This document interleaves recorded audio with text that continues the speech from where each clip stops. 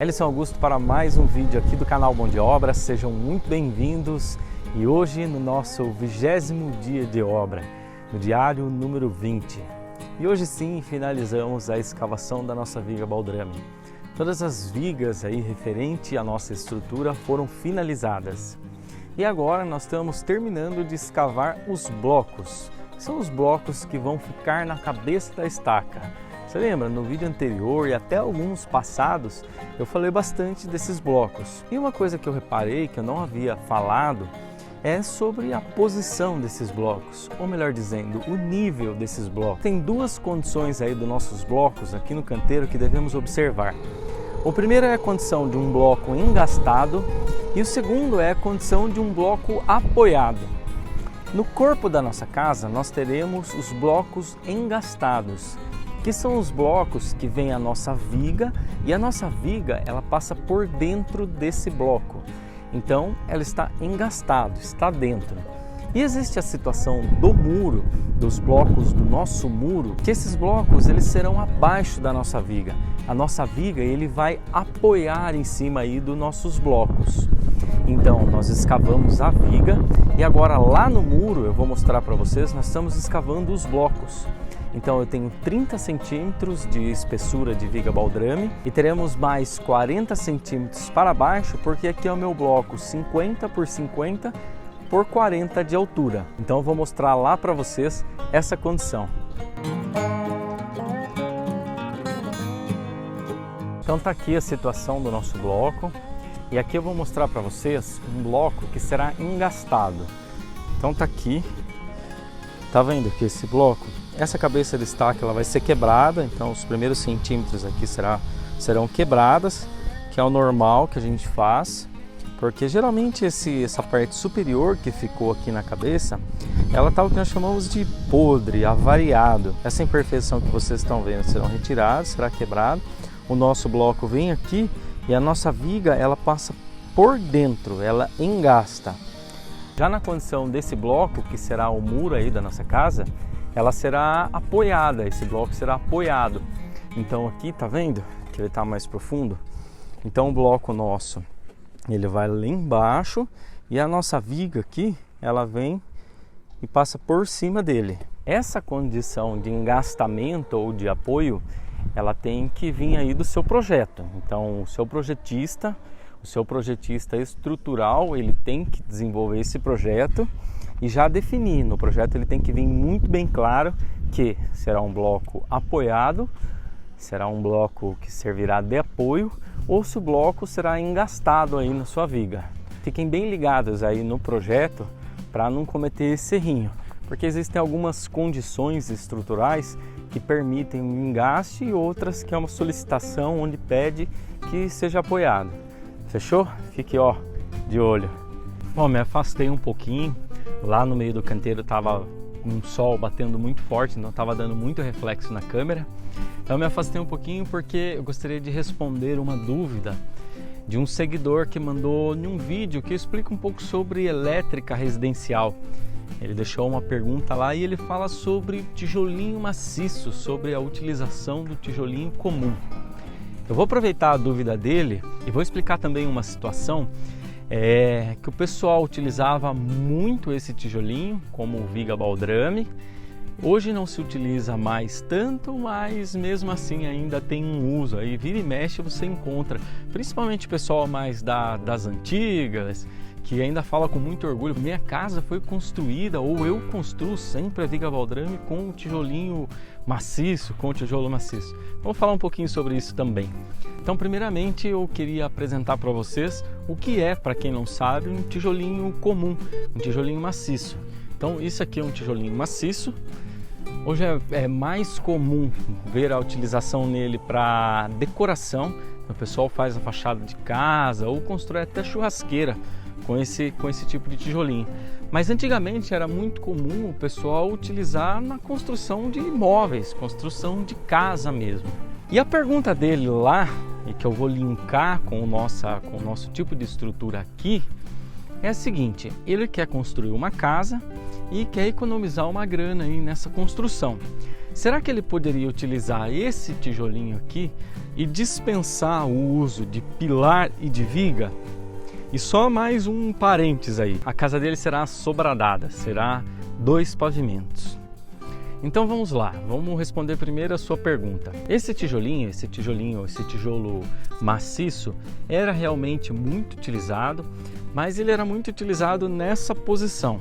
Então eu tenho minha parede aqui, então eu coloco um monte de tijolinho, vou fazendo a amarração dela aqui em cima, amarração dele aqui em cima e vou subindo, alternando. Então a minha parede, ela ficaria com essa espessura, que eu tenho 20 centímetros por 10 por 6 aqui, de grossura do meu tijolinho. Se você pensar em condição econômica, financeira, imagine que a área quadrada de cobertura do seu tijolo seria só esse cara aqui, porque um aqui, outro aqui, outro aqui. Então um tijolo desse aqui iria fazer apenas essa cobertura, esse fechamento do vão.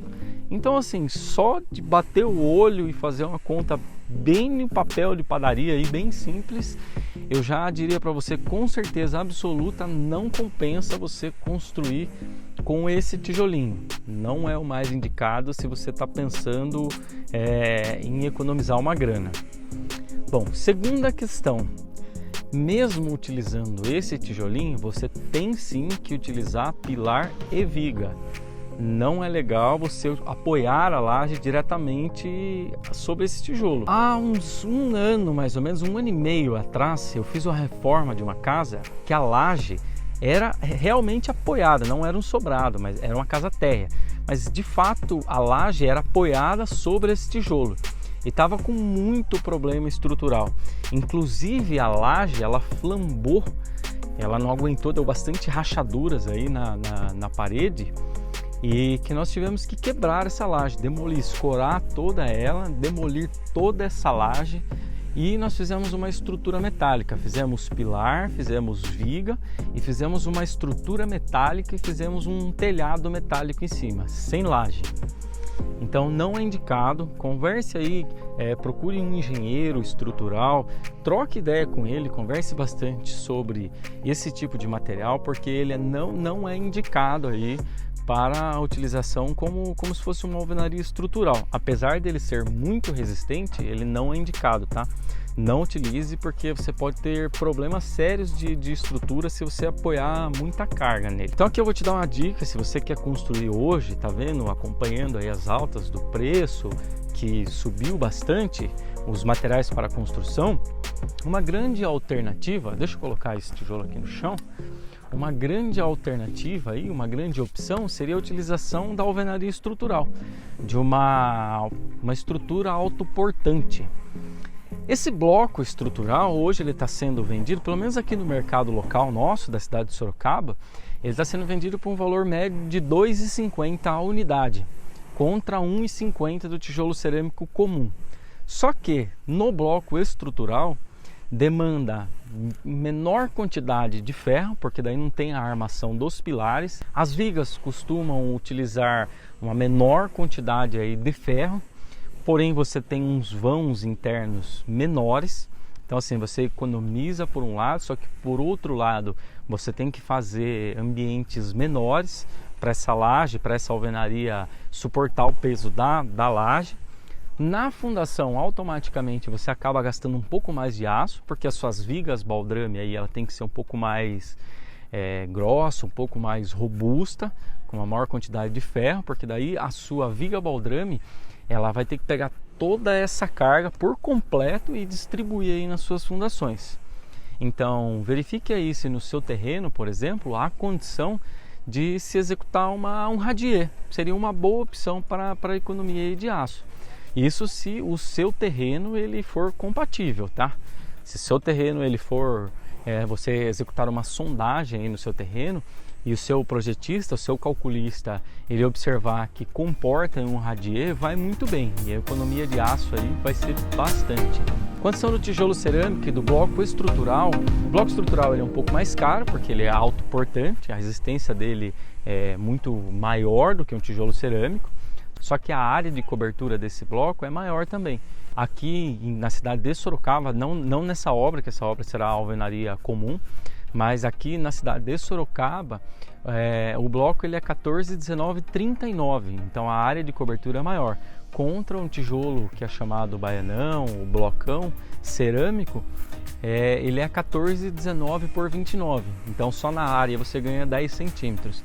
Então fica quase que equivalente, não chega a ficar igual, mas chega bem próximo aí do valor do bloco estrutural e você pode economizar uma grana.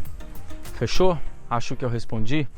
Troca uma ideia aí, contrate um engenheiro estrutural, faça uma análise ou pague uma consultoria aí de um engenheiro estrutural para ele fazer uma análise financeira, físico-financeiro, ver qual que é o mais indicado aí para o seu terreno. Fechou? Tá respondido? Agora nós vamos falar um pouco sobre esse tijolinho utilizado na viga baldrame. Antigamente sim, era muito comum a utilização desse tijolinho maciço nas vigas baldrames por alguns motivos. Primeiro, que ele era bem barato, era muito barato esse tijolo. Segundo, ele tem uma grande resistência. E terceiro, na verdade, o que ele precisaria suportar aí é só o peso da parede em si. Então o pessoal executava essa viga baldrame com o tijolinho maciço, onde seria apoiado apenas a alvenaria em cima, nenhum tipo de estrutura. E volto a dizer, algumas pessoas executavam errado e apoiavam realmente a laje em cima, mas não é o caso, tá? Não façam isso. Sempre executem pilar e viga e sempre com orientação aí do seu projetista estrutural. Às vezes compensa fazer uma análise, contratar uma consultoria antes de startar a obra, que pode ser muito vantajoso. Aí você vai pagar 2, 3 mil reais numa consultoria de um calculista, e aí ele vai te dar um panorama geral. Olha, é melhor você executar uma alvenaria estrutural ou não, pilar e viga, alvenaria convencional. Mas o tijolinho hoje em dia não é mais utilizado. Primeiro que ele é bem caro, ao menos que você seja o produtor aí desse tijolinho, mas mesmo assim ele acaba sendo bem mais caro. A área de cobertura dele fica muito menor em relação aos outros tipos de materiais. E dê preferência aí sempre, preferência não, dê exclusividade às boas práticas aí da engenharia, do concreto armado, que veio só para ajudar, para somar, para multiplicar e facilitar aí a nossa vida. Fechou? Segurança aí na execução da sua estrutura, segurança aí na execução do seu concreto armado, que é a melhor forma aí de você ter uma estrutura duradoura sem grandes problemas. Fechou? Se você não é inscrito no canal, se inscreva, nos ajude aí a crescer cada vez mais o nosso canal. É de graça, não paga nada, dê um clique aí no se inscrever. Se você curtiu esse vídeo, está curtindo o nosso trabalho, deixe seu like. Muito obrigado e um grande abraço.